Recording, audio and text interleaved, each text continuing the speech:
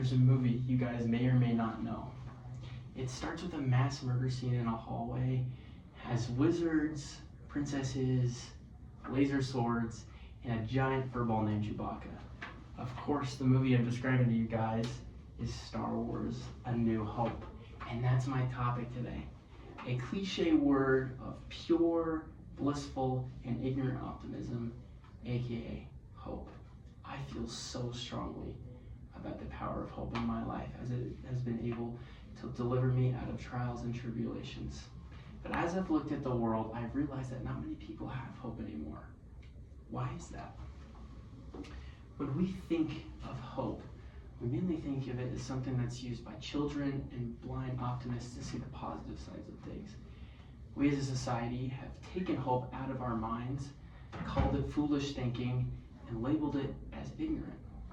According to Ullah, a writer at the WACC, in their article, The Good Society and Building a Culture of Hope, worldwide, people are living in a culture of fear.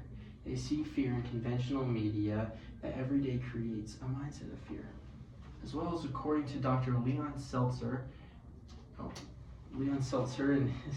in his article, 7 Downsides of Hope, many see hope as inherently biased, setting us up for defeat, preventing us from preparing for negative outcomes, and deceiving us. We as a human race have evolved in such a way to see hope as foolish because it inherently predicts the future.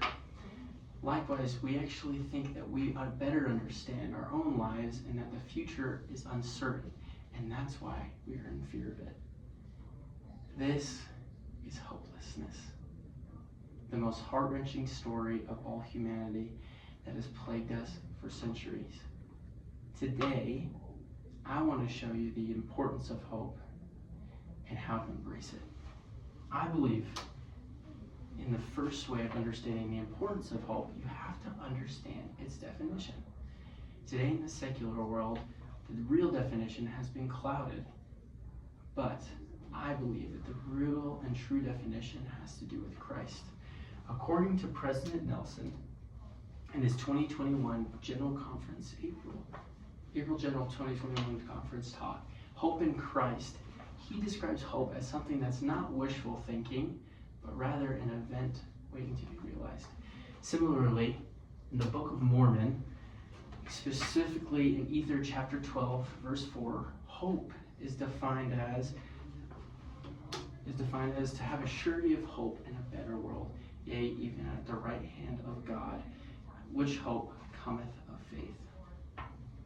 This definition of hope has been hidden from the entire world and has been misunderstood and discouraged. Rather, in simplistic terms, this real definition of hope is a reality that sucks now, but through Christ in the future, better things are to come. One of the most important stories of hope in our modern day is the founding of the United States of America. When the founding fathers and the American citizens were first dreaming of becoming an independent country from England, they hoped and prayed to God that God would deliver them from the hands of England and support their efforts. According to Professor Peter Burke at the University of Cambridge, the founding fathers' actions were directly inspired by hope. In simple words, we would not be here if it weren't for hope. But how do we embrace hope in our lives? For that, I want to use myself as an example. Although hope has helped me through so many trials and tribulations in my life, I specifically want to go to an event that only happened recently, being my mission call. When I first turned in my mission papers, I believed that I'd only have to wait about 2 to 3 weeks like any other missionary would have to. Almost 8 weeks later, I had only yet to receive my call with nothing to tell me why besides the word medical. I wish I would have counted how many times people asked me if I had received my call yet, but every time they asked, I was only able to answer no, feeling a little bit more hopeless every time. Every time they asked me why, I had no answer for them.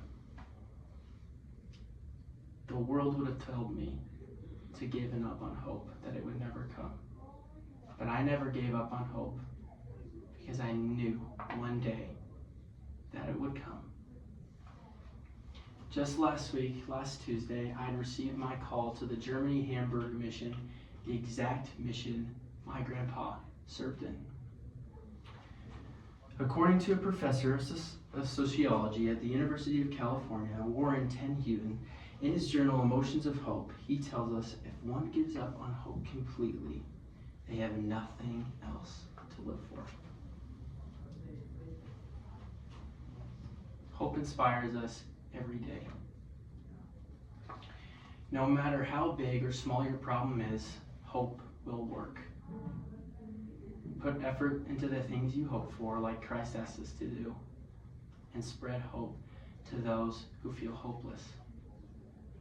Just like Luke Skywalker had hope that his dad still had good in him, we should do the same thing about ourselves and the future. So try it out. It may be cliche, but it's the truth.